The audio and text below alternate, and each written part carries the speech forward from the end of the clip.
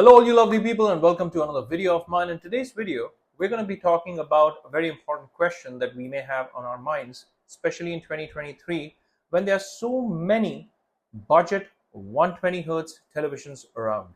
The question is, when should I buy a TV which offers 120 Hz refresh rate? I'm also going to club in a bonus question there. When it comes to a display, should I buy a TV or a monitor? Well, I'm going to list out a few reasons, a few important ones, the benefits of buying a TV with 120 Hz refresh rate, and it's all going to unfold in this video. So kindly stick around till the end of the video and we'll find out exactly what you need to buy, why you need to buy it, and is it really worth buying a 120 Hz TV in 2023. With that said, let's get started, folks.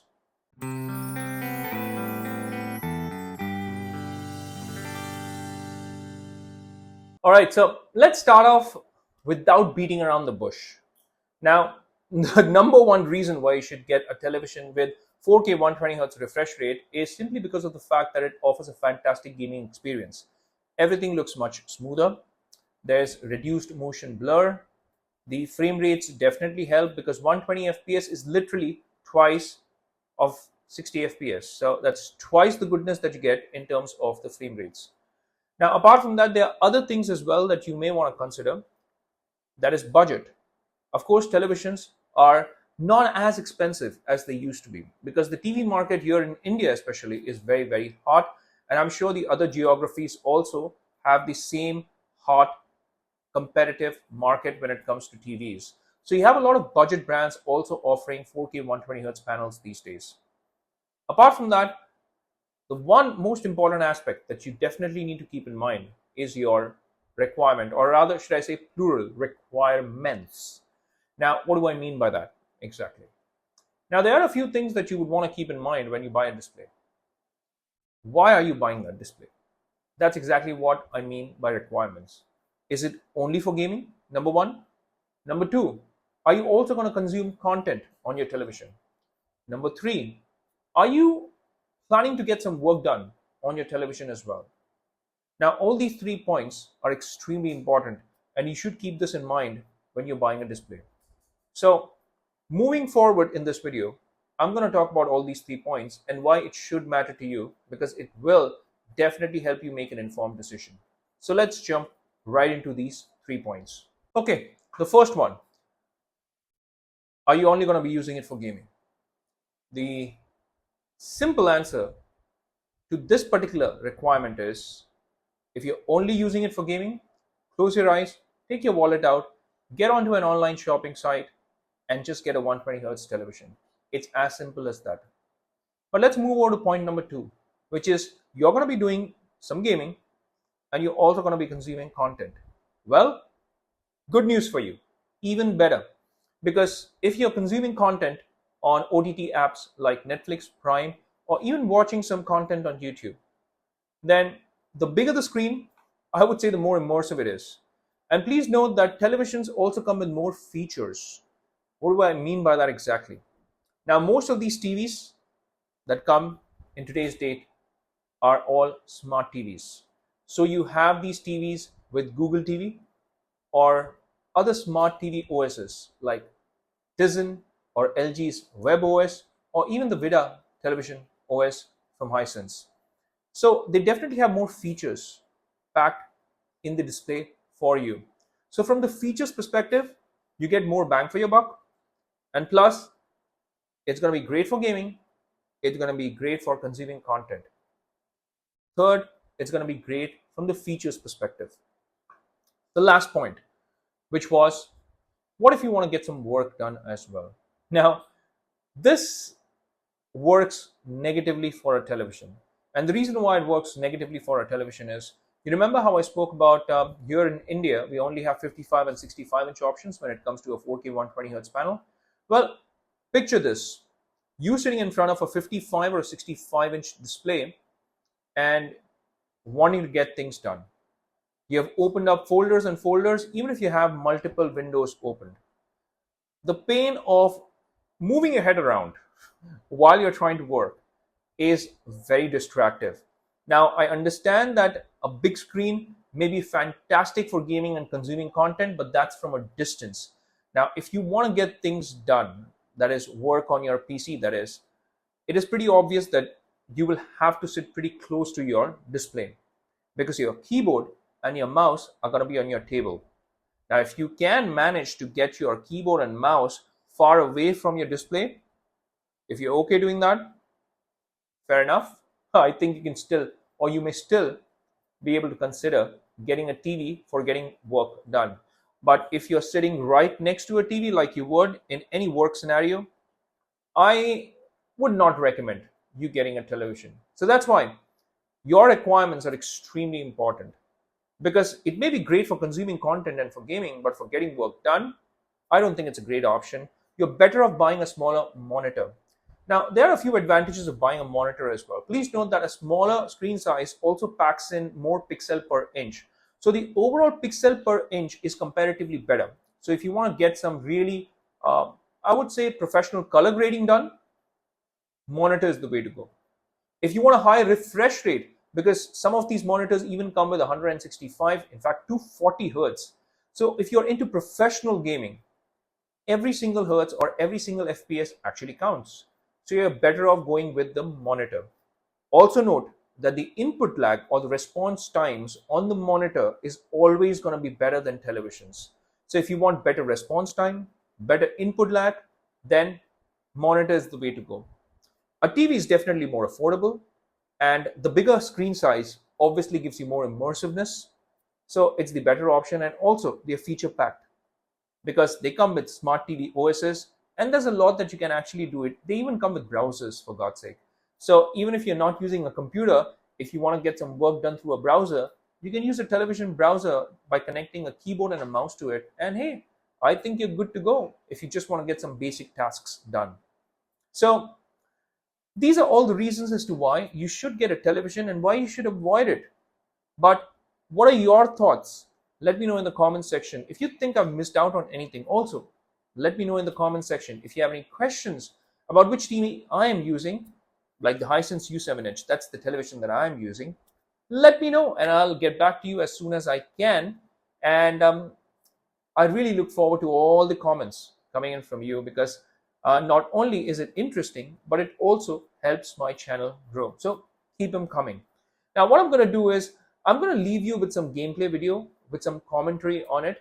Now, please note why I'm doing this is because this is the last, you could say, nail on the coffin while deciding on whether you should buy a 120 hertz panel or not. And that nail on the coffin is whether you have the relevant hardware to support that 120 hertz panel. What do I mean by that? Well, if you don't have a powerful PC or a laptop, you really can't enjoy the 120 hertz, can you? Because none of the content that you have today is made in 120 hertz. If you go to YouTube, the maximum FPS that YouTube supports, 60 hertz. If you look at a lot of these games that come out on consoles like Xbox Series X and PS5, 60 FPS. Well, you would say, hey, wait a minute, you also have games which offer 120 hertz? I agree. Yes, they do. But as a result of that 120 FPS, you have the resolution being dialed down on these console games. So you may get the 120 FPS from the console titles, but at 1440p, or hey, in some game, it could even be a 1080p 120 hertz. So unless you have a powerful PC, that is with a powerful GPU, like the RTX 4080 or 4090, and boy, are they expensive right now. But hey, if you have the money to buy it, because you would be able to game at 4K 120 hertz on your fantastic big display. And that's the nail on the coffin, because if you're buying a TV, you should be able to I wouldn't say exploit, but that's the wrong word. Let's use a more positive word. You should be able to enjoy it thoroughly. And to be able to enjoy it thoroughly, you need a relevant hardware to support that display, because the display can only do so much. So if you want to do 4K 120 hertz gaming, then you have got to get yourself the relevant hardware as well. Now, if you have something in mind, like you have a 6 months plan where 6 months in the future you plan to buy an RTX 4080 or 4090 machine, then hey, you're better off buying a 4K 120 hertz display today if you're getting it at a good rate. So don't stop yourselves from buying a 4K 120 hertz TV. Get it. So that's also something which is extremely important for you to consider, because even the consoles cannot really juice out that 120 hertz from your display. So that's something that you have to keep in mind. A lot of people have this fascination of buying a 120 hertz panel, but please, you also need content to support that 120 hertz display.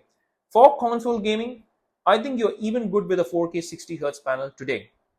I'm not sure about the gaming space in a couple of years from now on consoles, but today, in 2023, May 2023, there are very few titles which probably offer 4K 120 hertz on your consoles.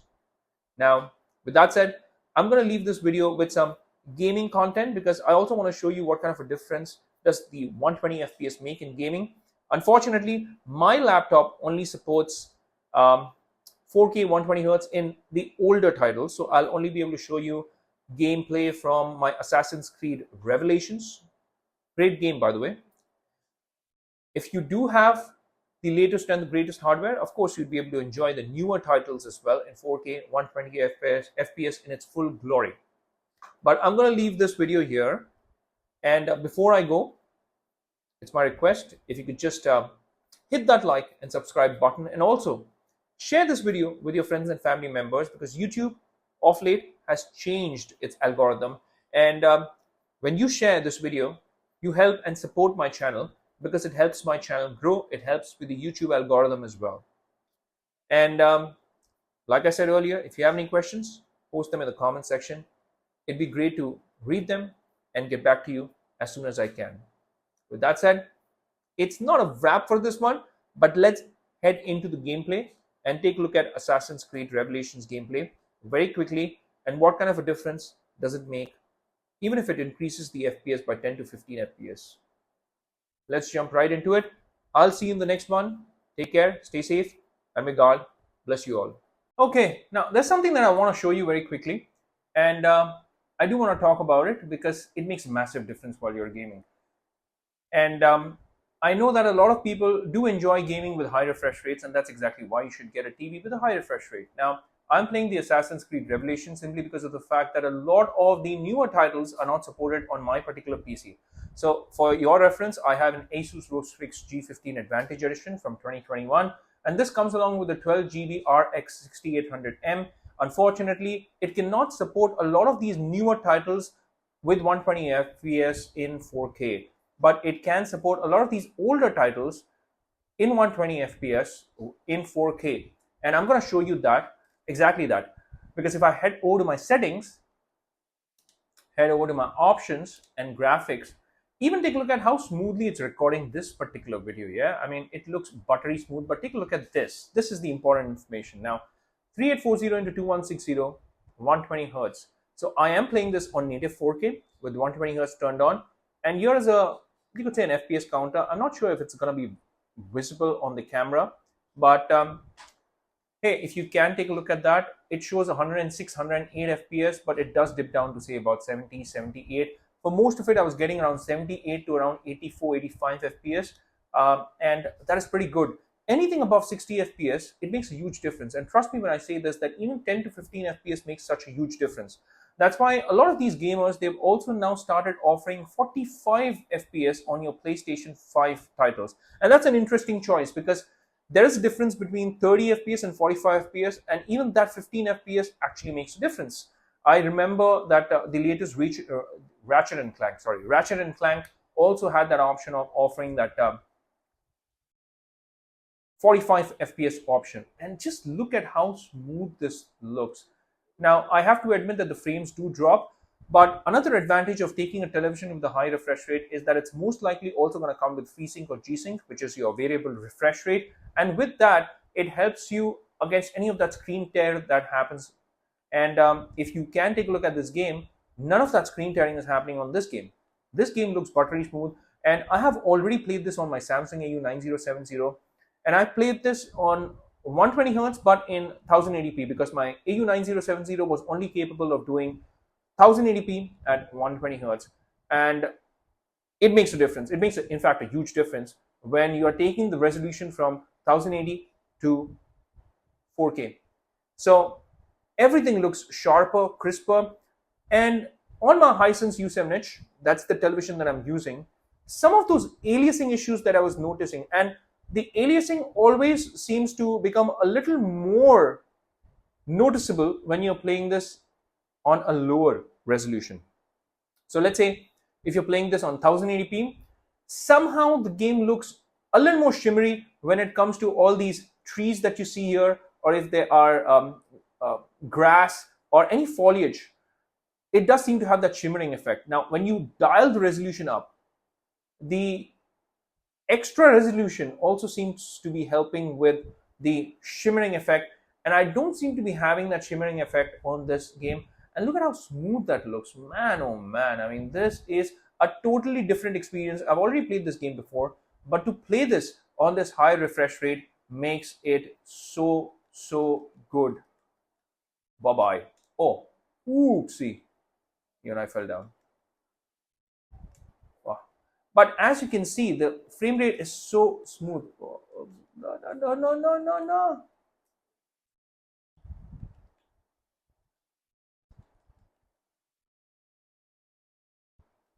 What are you doing? What are you doing?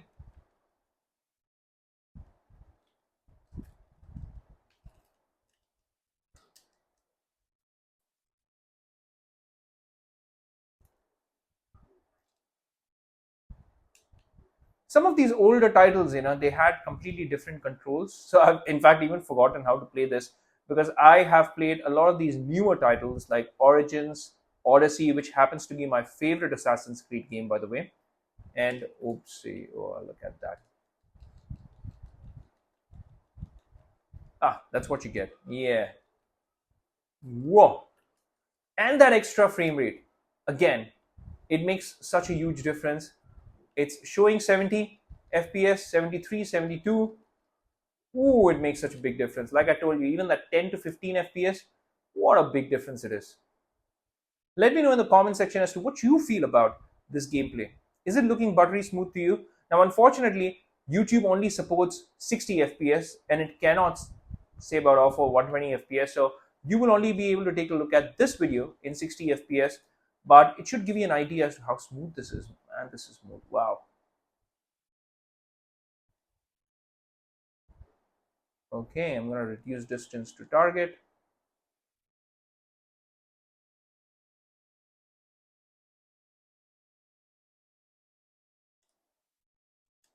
Whoopsie. Whoa, it is smooth, guys. 80 FPS, 97 FPS. And boy, oh boy, is that smooth. Look at that. I mean, it looks gorgeous, guys. I mean, when you just pan the camera around, it is silky, buttery, smooth. That's how good it is.